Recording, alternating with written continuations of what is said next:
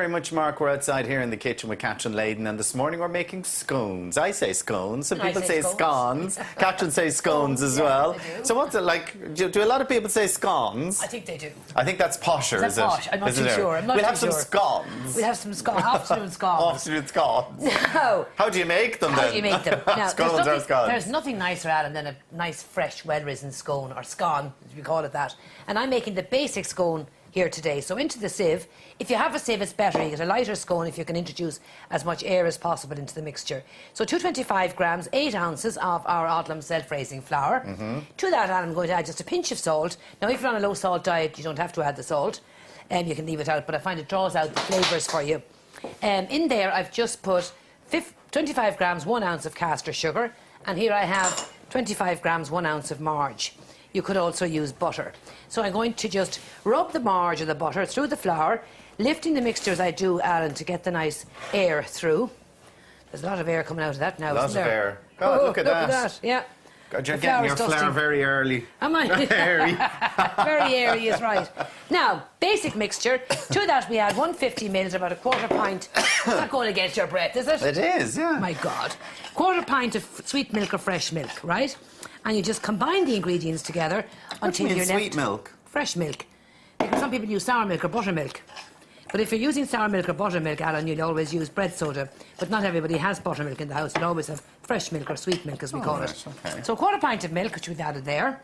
Now, next trick is you lightly dust your board with some flour. Your tin, rather, with some flour. Dust the board as well to knead it.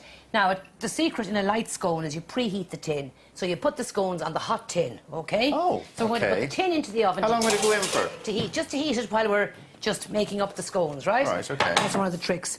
Now, if you wish, this is the basic scone we're making today, Alan, but you could add to that basic mixture about an ounce or two of sultanas or raisins. You could add some cherries. Are you going to do plain ones? Plain ones I'm doing today, yeah. All right. Are you disappointed? No, because I see some I have ones some, yeah, with sultanas and stuff made here already. You can use either sultanas or raisins or cherries. Now, you just turn the dough out. Now, I'm making a small quantity here today, Alan, but you could double the quantity of ingredients that we have listed. Now, just lightly roll, don't overhandle the dough.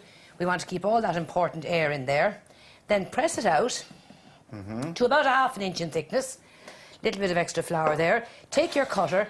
Now, depending on the size of the cutter you use, you'd get 6 scones with that, 3 with the bigger one. Right. But nowadays, I think people prefer a big lump of scone, do you think? Oh, I love a big lump of scone. Now, another trick. Don't give me any small ones, give me a big lump of scone. Big lump of scone, OK. Next trick, Alan. When you're cutting your scones, you don't twist the cutter, you bash it down like so. Don't twist, because if you twist the scone cutter, you'll find that the scone kind of blows to one side or doesn't rise evenly for you. OK? So now, here we have Everett 3. That'll do us. Now, we might get another one out of it if we have time. We have a bit of dough left over from the ones we have in the oven. Right. So, if you have dough left over, we can just roll that. Now, press it down about ½ inch in thickness.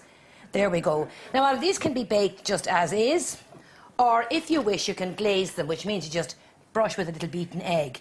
That makes it that bit posher. Oh, right, very good. But they taste just as good without the glaze. Now, what else can you put in them? I see sultanas, but I see you have... raisins, there's sultanas, cherries. Yeah, cherries. You could put some candied peel in if you wish. Oh, right, OK. Now, at this stage, the tin is nice and hot. You can even have the flour golden brown on it. Now, the oven must be preheated. 400 Fahrenheit, 200 centigrade, gas mark 6. It must be at temperature, and you also put the scones in to bake in an upper shelf position.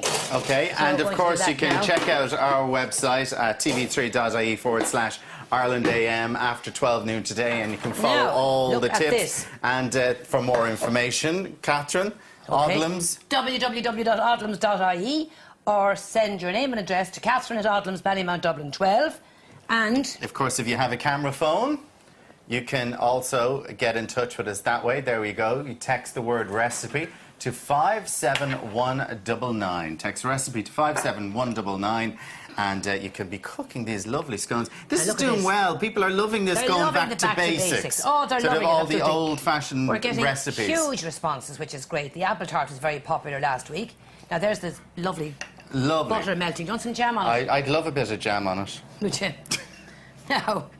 And next week we're going to do old-fashioned sausage rolls. Perfect. We'll do old-fashioned sausage rolls. That's what we're going to do. So here we have a few more of them there now.